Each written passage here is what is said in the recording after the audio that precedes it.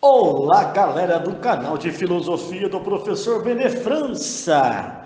Hoje nós vamos trabalhar a segunda abordagem proposta pelo professor Antônio Joaquim Severino sob o título Análise Temática. Conforme já havíamos dito em outras ocasiões, é fundamental que essa segunda abordagem recorra a elementos já explorados na primeira abordagem, na chamada análise textual. Já pesquisamos a vida do autor do texto, já investigamos os conceitos, os verbetes e as teorias que validam a argumentação estruturada, como também já aprendemos a realizar uma montagem de esquematização. A próxima etapa é, por meio de 4 perguntas estruturantes, colhermos as informações essenciais constantes em um texto teórico, um texto de complexidade considerável. O fator mobilizador para a elaboração da análise temática tem como principal intenção a obtenção de 4 elementos. Elemento 1, tema. Elemento 2, problema. Elemento 3, tese. Elemento 4, argumentação.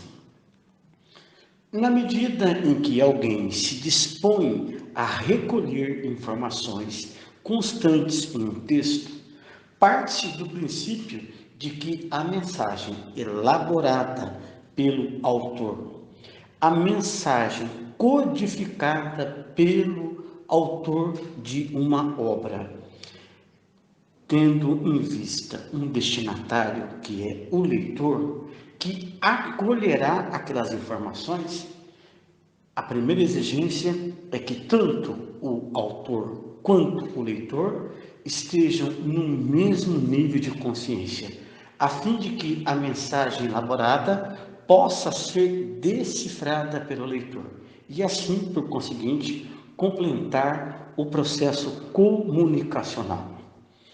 Na medida em que eu realizo essas 4 grandes questões, eu terei acesso direto aos elementos estruturantes.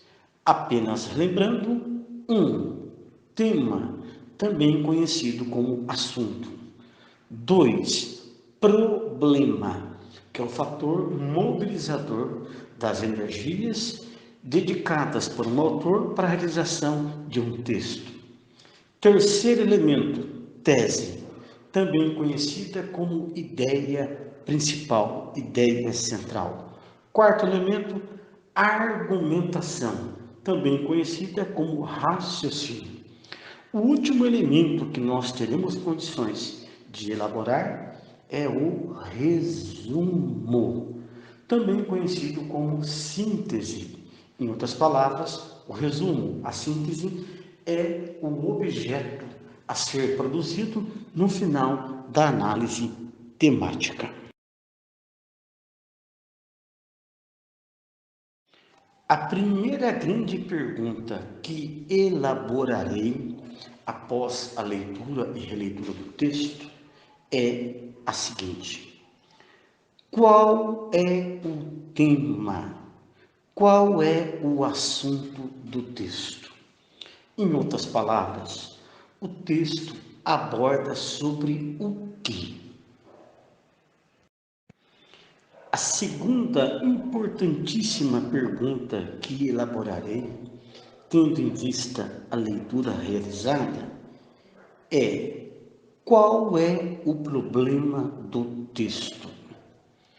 Em outras palavras, o que motivou o autor a escrever sobre esse tema? Quais fatores o inquietaram? O que o autor pretende dizer? O que o autor pretende responder? Com base nessas perguntas, eu descubro o fator mobilizador, assim como a intencionalidade, a finalidade pela qual o autor elaborou o texto. A terceira pergunta que formularei com base no texto teórico lido é: qual a tese defendida no texto? Ou seja, qual é a solução dada pelo autor para o problema investigado? Qual a saída indicada? Qual o procedimento proposto a fim de sanar o problema do texto? Observa-se que há um vínculo direto entre a tese, a ideia central, e o problema, já que o problema é o fator mobilizador para a escritura de um texto. Quem escreve um texto, escreve com uma intenção de dar uma resposta, e a tese é essa solução definitiva para o problema abordado. Assim como há um vínculo direto entre problema e tese, o mesmo podemos apontar a respeito da relação entre tese e argumentação. Quando nós lemos um texto, verificamos que muitos têm uma imensa quantidade de páginas, de laudas, e aí isso se justifica em função da grande quantidade de argumentos utilizados. Alguns com a intenção de corroborar uma tese, ou seja, validá-la, e outros com a intenção de refutar uma tese dada por alguém. Ou seja, a intenção dessa tese é, portanto, contestar a defesa realizada por um outro autor ou autora. A nossa grande preocupação, por meio da pergunta: qual é o raciocínio? Qual é a argumentação empregada pelo autor para defender essa tese como solução clara e definitiva para o problema do texto? Tem como grande intenção essa correspondência direta, imprescindível entre tese e argumentação.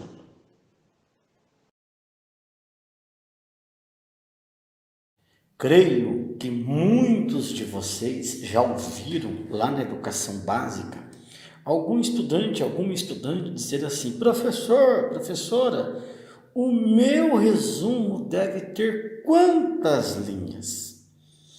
É uma pergunta que vem de uma tradição educacional que tenta nos propor o resumo como uma mera subtração de ideias, as quais, agora reformuladas, devem ser apresentadas em um texto mais curto. O que faltou ser dito para nós é que o resumo, que possui uma natureza indicativa, deve apresentar exclusivamente esses 4 grandes elementos: tema, problema, tese, argumentação. A fim de ilustração, eu gosto de dizer que o tema pode ser apresentado em uma única linha. O problema, que é o fator mobilizador do texto, eu posso adaptar a minha linguagem e descrevê-lo em até 7 linhas. O mesmo procedimento eu vou aplicar para a tese, como solução clara, direta e definitiva para o problema do texto. Vou adotar o mesmo procedimento e vou descrevê-la em até 7 linhas. E a argumentação? Conforme nós vimos, a argumentação é a parte mais complexa na extração dos dados de um texto teórico.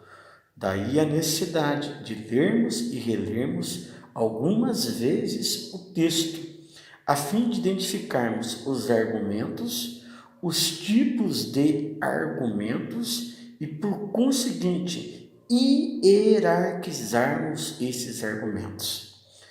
Procedido dessa forma, o que eu posso agora acrescentar? Eu vou utilizar o seguinte princípio. Eu vou coletar até 5 argumentos daqueles classificados como preponderantes, como os mais significativos, tendo em vista a tese como solução definitiva, já que os argumentos sustentam a validade de uma tese ou o contrário, a sua refutação. Dentro dessa perspectiva, então eu vou dedicar para cada um desses argumentos a descrição em até 4 linhas. 5 argumentos, cada um até 4 linhas, eu terei uma estruturação argumentativa de até 20 linhas. Com uma linha do tema, com até 7 linhas do problema, com até 7 linhas da tese, eu terei 15 mais 20 linhas.